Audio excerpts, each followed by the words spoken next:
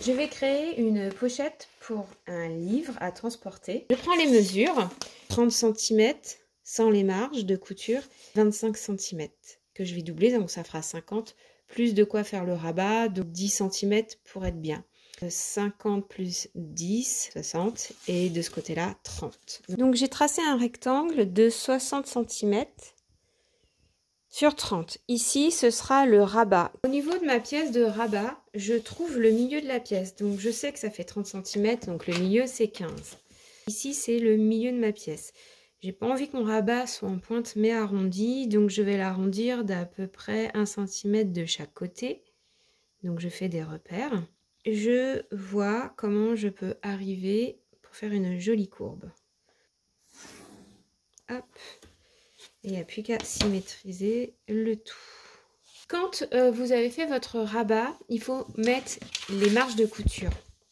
Moi ici, je vais utiliser un simili-cuir, donc en fait tous les bords, je vais les laisser francs, ça va être très très simple. Par contre, pour mes coutures côté, il faut que je rajoute 1 cm. Ici, je rattrape ma courbe. Je fais pareil de l'autre côté. J'ai fini mon patron.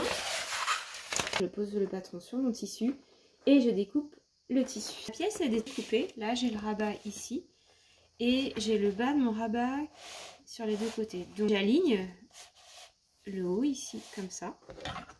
Et je vais faire une piqûre de chaque côté sur l'endroit. Sachez que si vous avez un tissu qui s'effiloche, vous êtes obligé de faire un surfil. Donc moi je vous conseille dans ces cas-là de coudre endroit contre endroit vos coutures et des surfilés sur le côté.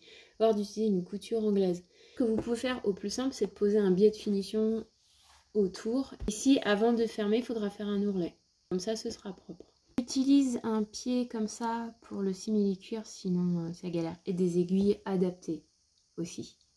J'ai recoupé le bord pour faire un bord franc comme ceci. On peut également poser un biais de finition tout autour ici, je le rappelle, et faire un ourlet ici. Il ne me reste plus qu'à mettre la fermeture.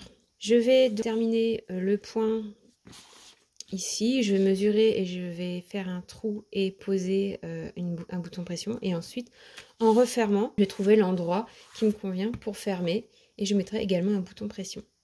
Voilà, j'ai fini la pochette. À fermer, hop, je peux mettre un livre dedans.